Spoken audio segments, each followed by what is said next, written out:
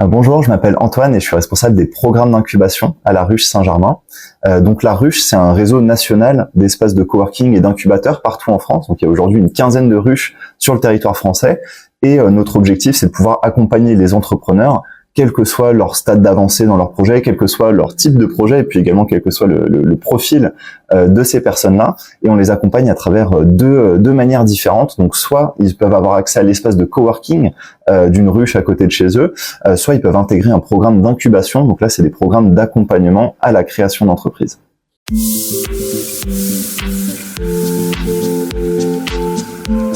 Alors sur les programmes d'incubation, l'objectif c'est de pouvoir accompagner gratuitement les entrepreneurs.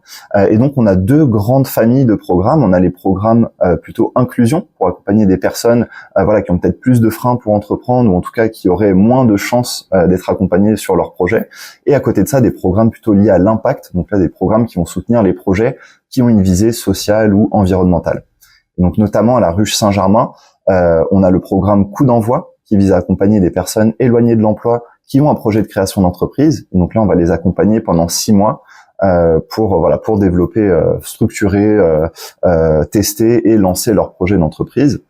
Et à côté de ça, on a aussi le programme itinéraire qui est à peu près la même chose, qui s'adresse au même public, sauf que là, c'est en distanciel, tout est digital pendant 3 mois. Et en plus, on a des programmes plus liés à l'impact. Donc voilà, pour accompagner encore une fois les projets écologiques ou avec une visée sociale, bien-être, etc.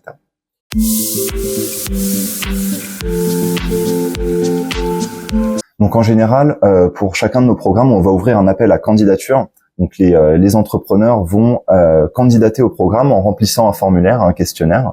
Et sur la base de tous les formulaires qu'on reçoit, on va en sélectionner une partie qui seront les finalistes du programme. Et ces finalistes vont participer à 2 journées de formation intensive qu'on appelle bootcamp. Et suite à ces 2 journées, ils vont pitcher leur projet devant un jury. Et c'est ça qui va nous aider à opérer la sélection finale pour le programme en question.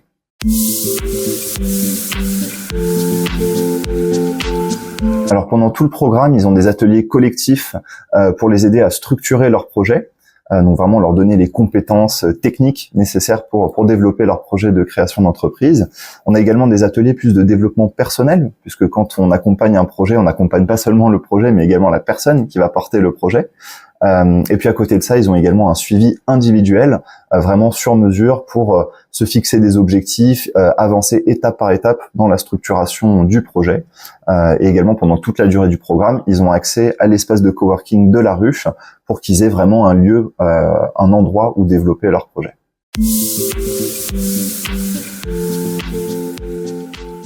Alors l'espace de coworking de la Ruche leur permet d'avoir un lieu pour se réaliser, pour développer leur projet, et c'est également un endroit où ils peuvent rencontrer d'autres entrepreneurs, toutes les personnes qui font partie de notre écosystème et qui peuvent les aider à avancer dans leur projet.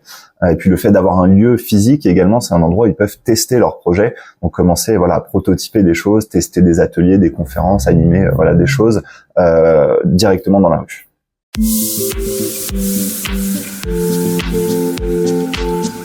Alors on parle souvent de l'isolement de l'entrepreneur quand on est seul face à son projet. C'est pas toujours évident de continuer à se motiver, avancer, avoir des nouvelles idées ou même tout simplement garder le moral, la motivation quand on est dans des moments un petit peu difficiles du projet. Donc ça c'est la première chose, l'isolement de l'entrepreneur. On a ensuite toutes les questions liées à l'organisation, la priorisation des sujets. Parce que quand on est entrepreneur, au début du projet, on est tout seul face à son projet, donc on doit porter un petit peu toutes les casquettes. Et donc c'est pas toujours évident d'arriver à s'y retrouver ou tout simplement s'organiser, trouver le temps de tout faire. Et puis enfin, il y a souvent les sujets financiers, les freins financiers ou les besoins financiers qui vont intervenir, puisqu'au début d'un projet, on se rémunère pas forcément, ou en tout cas pas tout de suite. Donc faut s'assurer d'être suffisamment solide financièrement pour pouvoir développer son projet de création d'entreprise.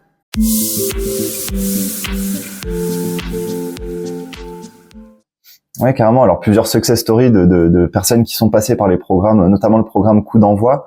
Je pense notamment à Marine Léonard qui a créé l'association Les Miamis, qui vise à valoriser le savoir-faire des personnes âgées en maison de retraite en les faisant participer à des projets d'entreprise.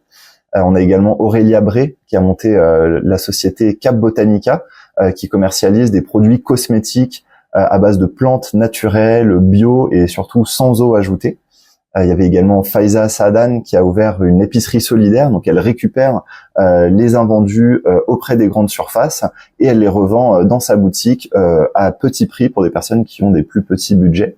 Il y a également Anne Fortin qui a monté Évasion Cacao. Donc Anne Fortin est chocolatière et elle a créé des ateliers collectifs autour du chocolat. Donc ça peut être du team building à la découverte du chocolat ou des ateliers de dégustation du chocolat.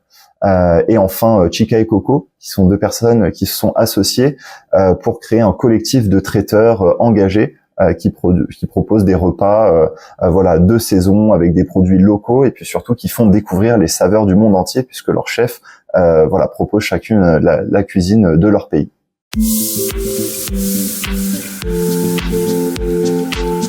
Alors les critères pour mesurer l'impact, ça varie selon le programme. Typiquement sur les programmes plutôt de réinsertion, donc coup d'envoi, itinéraire, le but ça va être de valider le fait que la personne a retrouvé une activité professionnelle à l'issue du programme. Donc forcément pour nous, ça passe tout d'abord par la création d'activités, puisque c'est vraiment notre expertise, notre cœur de métier. Donc est-ce qu'ils ont réussi à créer leur entreprise à l'issue du programme, et surtout on va suivre l'évolution de ce projet à la suite pour savoir si le projet existe toujours et est toujours pérenne 3 ans plus tard. Donc ça c'est souvent le cap que vont pouvoir passer les entrepreneurs. Pour certains profils, on va se rendre compte que c'est peut-être pas forcément le moment de créer l'entreprise ou peut-être pas le bon projet ou la bonne façon de le faire. Et donc on va peut-être mettre le projet de côté mais retourner vers un emploi salarié ou reprendre une formation. Et donc ça c'est aussi une réussite pour nous.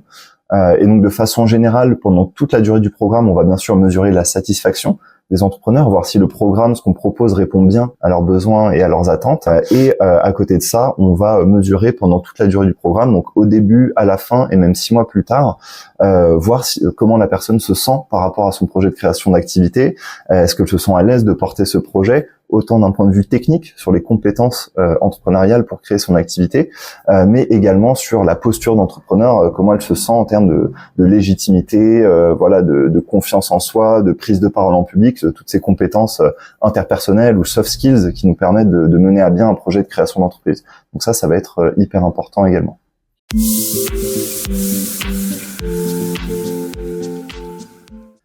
Donc aujourd'hui, nos enjeux à la ruche Saint-Germain, c'est de pérenniser les programmes d'accompagnement qu'on peut proposer, donc autant sur la partie inclusion et sur la partie impact, et donc notamment de pouvoir trouver des nouveaux partenaires financiers, des mécènes, des fondations d'entreprise qui vont pouvoir nous soutenir sur ces programmes-là et faire en sorte qu'on puisse continuer à les proposer gratuitement aux entrepreneurs qui en ont besoin.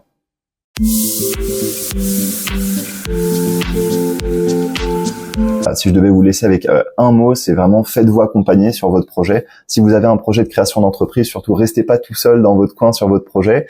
Allez à la rencontre de structures qui peuvent vous accompagner. Donc ça peut être la ruche, ça peut être d'autres structures également à côté de chez vous, mais surtout restez pas seul sur votre projet. Et puis parlez-en autour de vous.